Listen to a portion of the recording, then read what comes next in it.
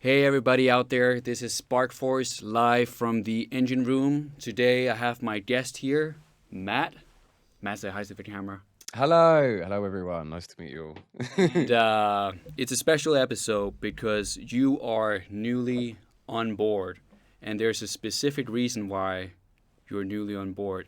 And that's because we're entering the UK. So this episode is special in the sense that we're actually only talking about the UK B2B SaaS, let's say, the industries there and how the market actually is shaping up. Maybe a little bit about how it has been and sort of what future we're looking into. Um, if you guys don't know, which you obviously may not know, if you don't follow us, you definitely should, is that Sparkforce is a B2B marketing agency and we all have B2B marketing backgrounds. It's the only thing we do, it's what we're specialized in. And we currently are helping actually quite a lot of primarily Danish and American companies succeeding with B2B marketing.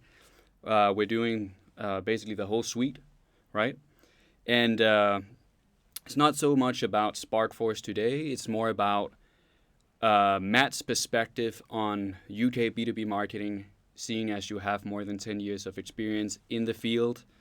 I have experience from Denmark and the US, and we're going to combine that and talk about our views on how you basically conquer the UK and then go abroad, right?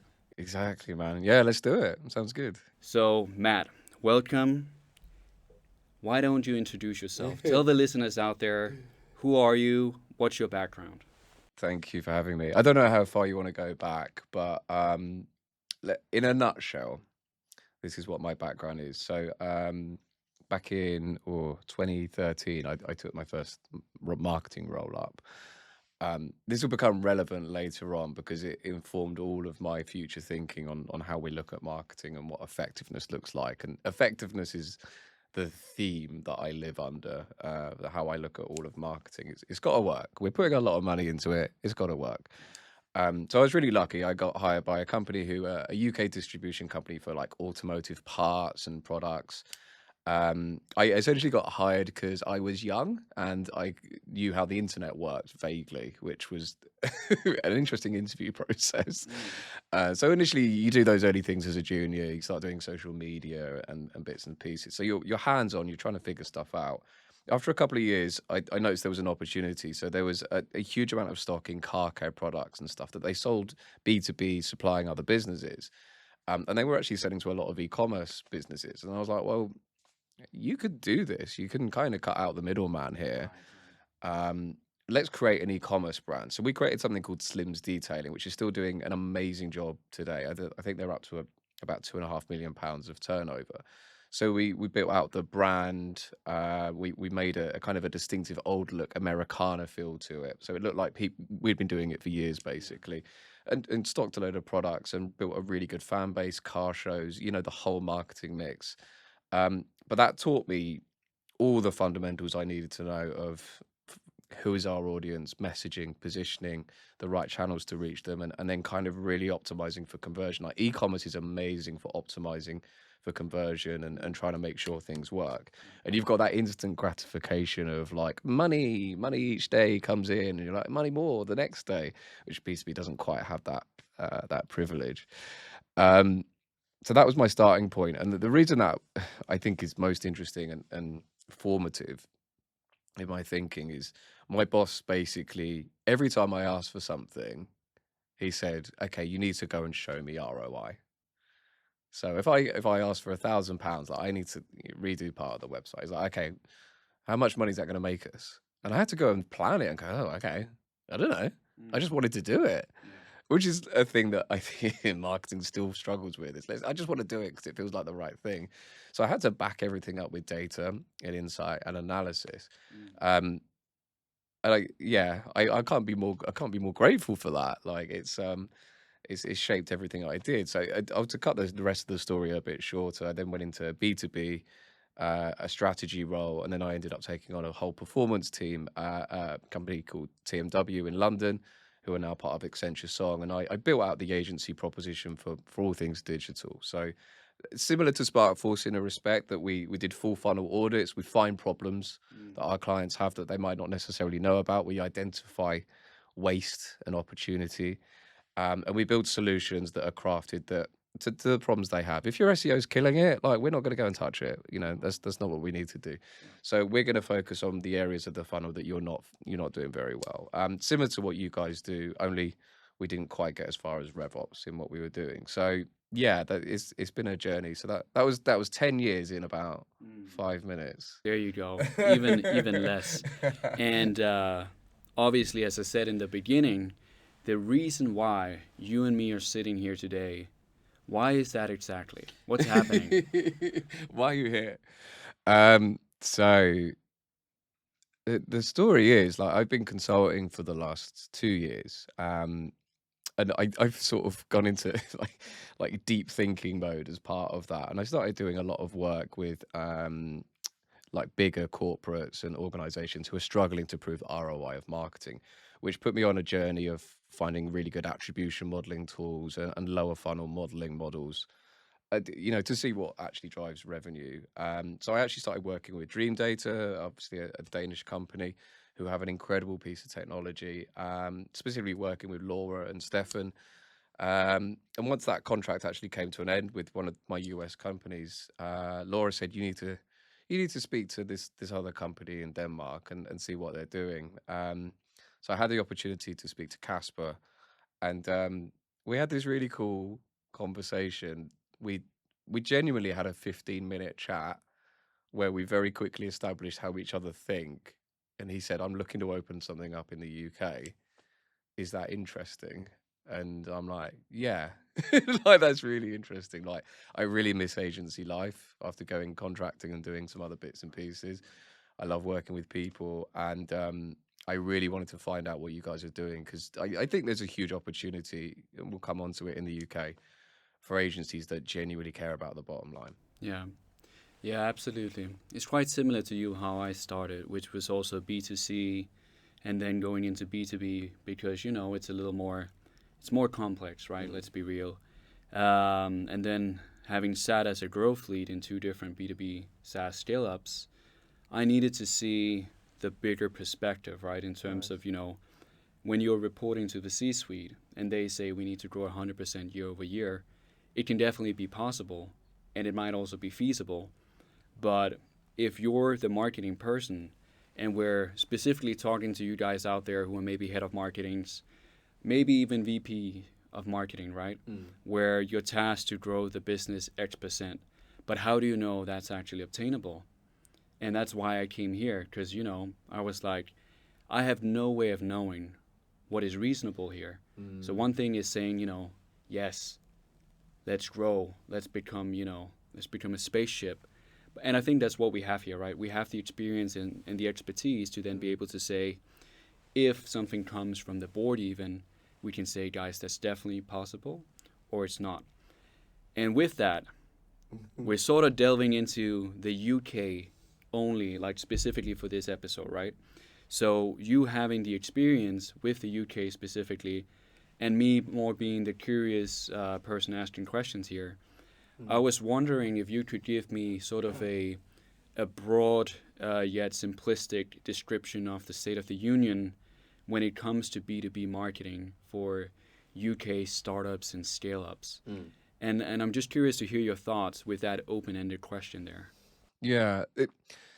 So the UK market is, as you can imagine, is huge. I think putting some numbers on it in the last couple of days, like if you look at everything, every company that's classified in technology or SaaS, you're looking at over 7,000 or 8,000 organizations. You're looking at a combined annual turnover way into the hundreds of billions. An incredibly huge market, an incredibly busy marketplace. There's differentiation is extremely hard. Like I think we've all seen those like Martech maps where you like 2011 there was about 40 companies and now there's probably 4,000. So it's busy. So when you look at this thing as a whole piece of pie, like how do where do we play in this piece of pie? So enterprise in the UK, there's a lot of legacy and big enterprise that is probably shared like US partners and things like that. So we've got huge names there like Microsoft, we've got Apple, all those big players that you'd expect to see. They take up straight away something like 30% of the whole marketplace. So they're the big boys, and their methodology of marketing is incredibly appealing to traditional B2B agencies in the UK. So we have a huge range of big B2B names like mammoths who have been around for years, have built incredible reputations for building brand, for building content, and telling the stories on behalf of those brands. And so there's a really interesting play there around those bigger market players. But I think that's kind of locked up. That's very busy and it's hard to get into that space. I dare anyone to try and do it. It's very difficult to compete against a lot of people who all kind of look the same and sound the same in that particular space. What is more interesting though is like despite the last couple of years economically in the UK have been very difficult. We've had several changes of government. We've had a confidence crisis which has led to cost of living crisis, energy crisis. Like there's a lot of crisis going on, as you can imagine. But that affects spending, that affects confidence in buyers. So investments actually in SaaS have actually not been as good in the last couple of years. I think everyone had a huge peak around COVID, particularly in Martech and things like that. So that market is in a slight stage of not necessarily decline, but investment has gone down a little bit. But what you've still got there is in the UK, SaaS businesses and software and technology businesses who are up to 10 years old. There's still a huge amount of them in that particular space. And there's a lot of them who are starting to own smaller categories than we're used to. Like no one's going to own CRM anymore. That is kind of wrapped up. That's HubSpot's game now. Like that's fine. Or Salesforce's game, depending on your definition.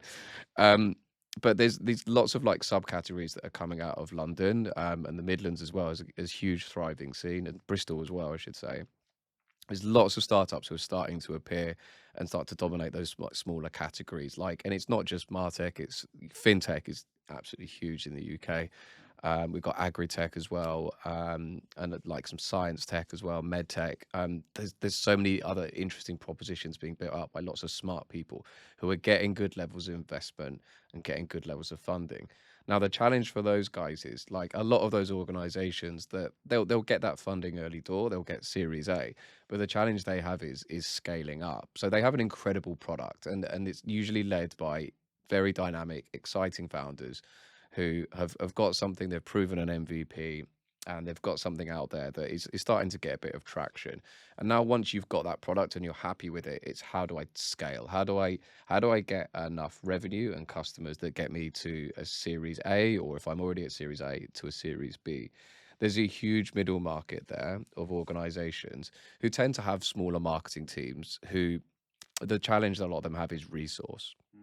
So you'll bring in a head of marketing, and that person has to go, right, I am now brand, I am content, I am messaging, I am channel, I am media. It's hard. It's really hard. And they're the types of companies that I think there's an incredible opportunity to support that scene, to take those organizations on their journey to the next steps. Because I think we spoke about this offline, but everyone gets given that target. How do I double the revenue next year? And then you're looking at one marketer and a team of salespeople, and you're like, resource wise, we can't do it. It's difficult. So like, it was a really long answer to a short question, but the UK scene is diverse, vibrant, lots of big players, but then a really interesting market of organizations with great products who are growing. Yeah, because I think one of the primary questions that I'm interested in is, how do you know if the marketing that you do, it actually works, right?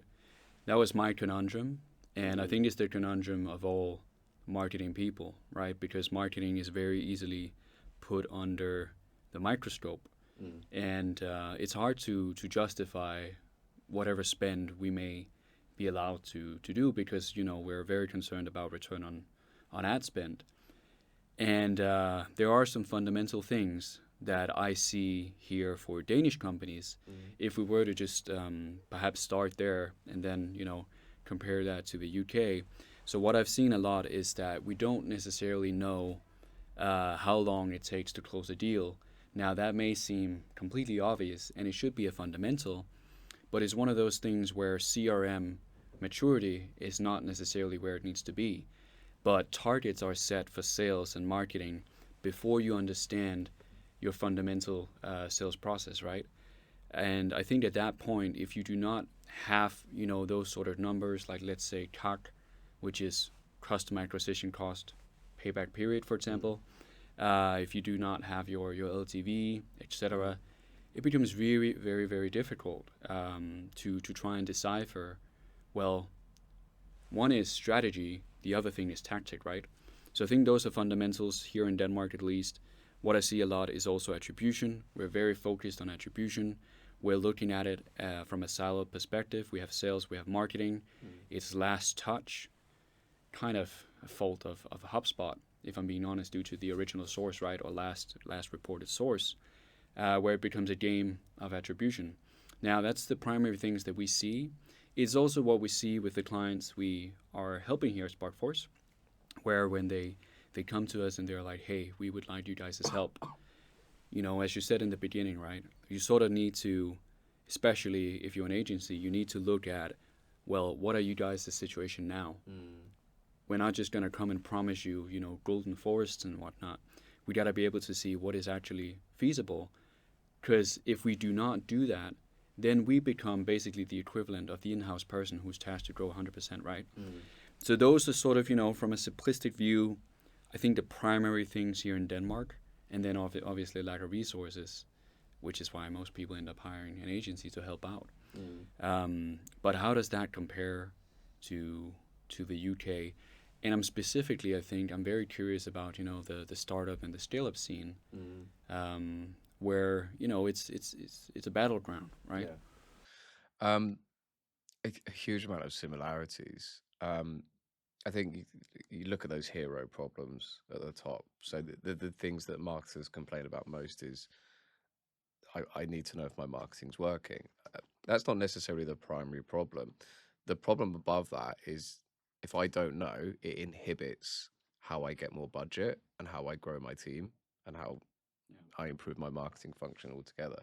If I cannot understand like the simple fundamentals of this campaign is killing it or not, and I can attribute it all the way back, then I cannot go to my boss and my manager and go, I need another £100,000. I need another hire. There's huge issues there and I've seen this. I suppose I've seen this from two different angles. One, I've seen this agency side where, in my previous role, you see people who are, in the absence of good data, use bad data to try and tell a story, and it doesn't land. So they'll be like, I've got cost per lead of £50. I bought these leads for £50. And the obvious question is, well, did they make any money? Like, I don't know. And you're like, well, that's a problem. So like the C-suite can see through that. A financial director can see through that. And that's not necessarily the fault of the marketer. They have to go and go, okay, so this is my problem. How do I actually go and resolve it? Technologically, like I think that the challenge is, and this is from my other side of things, looking at when I was in a consultancy role, it's easy for an agency to go, oh, I can't believe I haven't set this up. That's so frustrating. It's so hard client side. There is so much bureaucracy. There's multiple stakeholders. There are multiple platforms. The older the business is, the harder it is as well, because they've just got legacy. So much infrastructure there. How do I join all the dots in this particular piece here? The younger there is, the younger they are, the less resource there is to go and do it. So there's different challenges depending on the type of business. But that's where the gap really lies, is good understanding of those fundamentals. And like in the startup and scale up scene, those early marketers, they need someone to come in, because they don't want to sit there all day long going, I'm going to connect this to this and this on every campaign. They need someone who's going to come in and go, I need to know how this links to revenue. So every campaign I run, I can go back to my my financial director, whoever it may be, and go, I can talk with implicit confidence as to what is working, and not just what is working, what I'm going to do next, how I make the next campaign better and bigger. And it goes back to those, we want to double next year. Okay, I know how to do that. And this is what I need from you. Because you can't, the classic you'll get from a FD is, here's the budget for next year. Like, how have you figured that out? With what insight and data have you done that? So that's where marketing needs to lead that conversation and go, do you know what? We've got the insight. We know there's this level of demand. There's this amount of information. Or there's this amount of done that we also need to generate on top of that. Like, here's how we can do it. Here are the numbers. Here's how much money I need. So the problem isn't necessarily, the problem is also obviously clearly the measurement, but the problem that comes above that is I can't get budget without that. Yeah, absolutely, absolutely. And one of the things I didn't know early in my career was how important it is to look good to the FD or the CFO, right? Especially if you're the one handling the budget. I mean, goodness. But I think it is, it is a role where you wear a lot of hats. One of the things that, and the reason why I started the engine room is because, before I joined Sparkforce, I was looking few and far between to try and, or rather, let me rephrase that. There's not a lot of, there's a lot of transparency and knowledge out there, but I felt it very lacking as in what to actually do on a very fundamental level. Like, we're not talking strategy, right? We're talking like, what do you actually do? And that's why it's called the engine room, to sort of, try and say, well, let's step into the engine room of a specialist and let's talk about what to do. So what I'm hearing you say is that we have certain challenges, right? For, let's say, a head of marketing who may be a specialist, maybe they're not, maybe they have specialists on board, but in a startup, in a scale up, even in a bigger company, let's talk about the key challenges that you see, right? And then I also want to hear, well, what is the solution? So challenge and solution. Okay. There's a few different ways to play with that. I suppose that if we pick up the budget one, is you have to think about where you can place those different resources and things like that. So quite often at this point, it's if I haven't got that specialist talent in house, don't try and muddle along, because you're not actually ever really dealing with the main problem. So I would try and bring in a specialist to help with those. You can get a freelancer who can join all the dots in those fundamentals of tracking and understanding. So there's two different types of campaign that you really want to be measuring early on to prove success. So first of all is essentially your lower funnel intent, demand, conversion stuff. So those are tactics often like paid search, retargeting, and things like that. You can get the fundamentals of those in place. And the solution for that is really simple, is making sure you're tracking all the way through into your marketing automation and into your CRM. And there's a magnitude of different ways we can do that now, which is significantly easier than ever. And even a last touch model isn't perfect, but it's something that helps you get that insight. The thing that you really want to get there is your baseline metrics. So like, okay, how much does it cost me to get my lead? How much does it cost me to get to opportunity? How much does it get me to like a demo booked or a closed one, whatever the stages of your particular product are? All of those metrics. So it's your lifetime value against your CAC.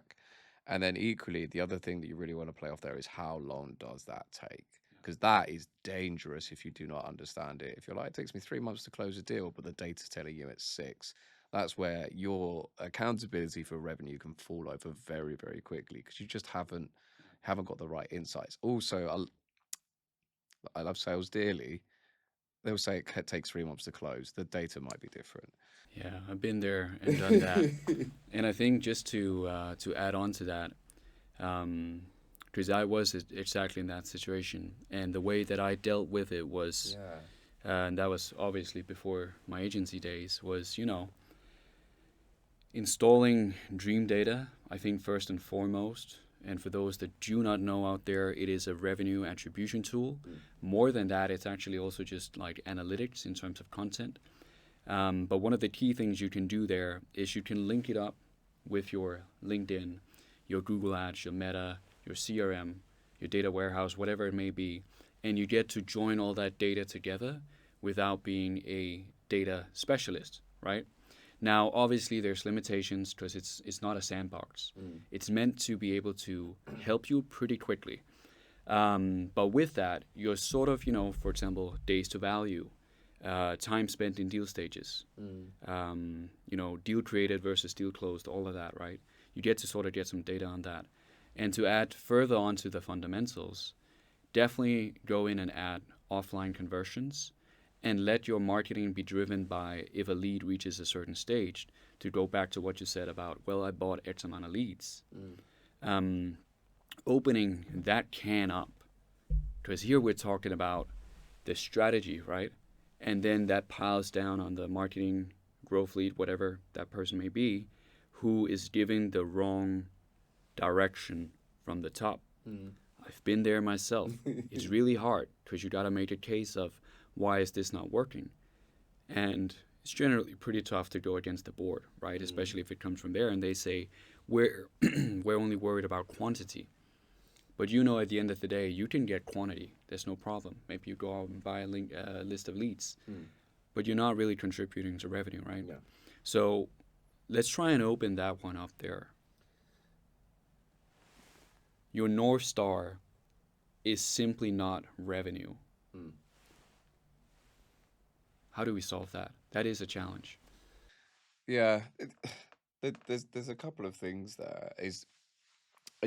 I'm going to kind of split things up into two different pieces. There's the North Star isn't revenue piece is crazy, where there's still a lot of organizations who will stop at a certain point. Some of them in bigger companies are restricted by the type of organization they are in. They are told to deliver X amount of leads, let someone else worry about marketing ops and things like that. And that's a size problem. But for a scale up, you should have that visibility of the whole funnel and be so close to sales. That is absolutely vital. So yeah, you do need to talk in revenue and those fundamentals. The other thing I want to probably add on top of that is the other thing your C-suite, your directors are going to ask about is your brand. Brand is hard to measure because it's desperately intangible. Um, so you need to be able to turn around, ideally, when you're presenting this as a CMO and going, look, here's our pipeline. We know how the pipeline works. I know my stage models. We're delivering against marketing spend of 1 to 4 on CAC. Perfect. On creative, you also want to have in that conversation. Do you know what really resonates with our audience? What story they like? What angles are really landing? And there's a magnitude of different ways of going about that. So there's that piece, and then there's also a slightly bigger brand piece. But this is where, like, it's not just about the engine of the piece, but it's also how does my messaging and content work in a clear and functioning way. So you should also have metrics on like my messaging converts at this rate. Like our leading homepage messaging, I know this converts, will get a certain level of engagement. And I've also tried to back this up with audience interviews. I've spoken to the sales team, I've listened to gong calls, and people are saying this message lands. When you said this, it gave me an aha moment. I knew what your product did and how it solved a problem for me. So the right ICP. Yeah. So you know for your ICP, you know exactly what they want, and the quickest way to deliver your aha moment is incredibly valuable. And you want to be putting that not just in front of the hard metrics, because not everyone is a finance director. Your CMO, your CEO might actually be quite more. I want to know people like us. I want to know they're excited by our brand. So you go, yeah. This is the data that supports it. Equally, if it doesn't support it, you know to go and change it and do message testing or adjust your content. And that should flow, like your hero messaging should flow into all of your content, where you like go, I'm constantly testing ad frameworks, messaging styles, types of ways of talking and tone of voice with my audience in ads and on landing pages, and seeing what trends I see. If I see consistency with a big enough amount of data, I know the emotion and the feeling with which need to go and talk to my audience. That is like you get your RevOps done. That's day one. But the power is knowing, like, I know what resonates. Yeah. And sorry, No, go. but something just came to my head there, which is, you could do the customer interviews yourself. But this being the engine room, we gotta give away the secret, which is you can definitely also use Winter, which is winter with a Y. And there you basically get to do market research, right? Your homepage, whatever page you want to test, you get to have your ICP visit that page and give you feedback on whether or not your messaging works. Does it even make sense? It's something we see a lot where, and I'm not necessarily talking about SparkForce, I'm talking about what I see personally when I'm browsing different B2B SaaS companies' websites is that I simply do not get what it is they do, because they're making it, they're using not necessarily just fancy words, but they're not being plain and honest about this is what we do for you specifically, right? And if they just tell, like going back to the MarTech, like Dream Data, we solve your attribution problem. If you're a marketeer, that is, right? Well, thank you. I want to solve that, Thanks. right? But that was my comment on that. It's an area that's always fascinated me, is because to do truly effective marketing, going back to the theme that I sort of placed at the start of the conversation, to truly be effective, you have to know your numbers, but you have to know your brand at the same time. So all of these are comprising elements of your brand and your identity. And like, marketing wastes too much time looking at bad data, making bad decisions. Like, the quicker you can get some fundamentals in place where, like, I am going to find a way of getting a consistent voice from my audience, whether it's a tool like Winter, whether it's consistent customer interviews, whether it's constant analysis of gone calls. I know how the audience, the ICP, is changing in behavior, the problems that are coming up. There's so many variables happening in the world out there. You can't just leave messaging from a year ago out there and go, I hope that lands, because the world is changing around you. It's naive to think that everyone's just going to gravitate to your cool product. So constantly have the voice of customer coming into your business. And then you take that with analytics data. Analytics data without qualitative is sometimes just guesswork. Engagement rate's 20%. What does that mean? Yeah. What am I supposed to do with that? I can't optimize anything against that.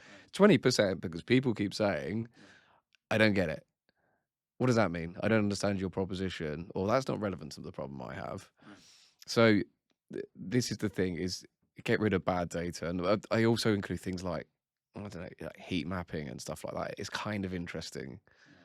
It doesn't tell me It doesn't much. do a whole lot. No, Like, like, there's a whole industry built on heat mapping, and there's people who are experts in heat mapping. I'm like, how have I improved my business dramatically as a growing SaaS by heat mapping? I think it's one of those cases where you can quickly get out of sync with what actually matters.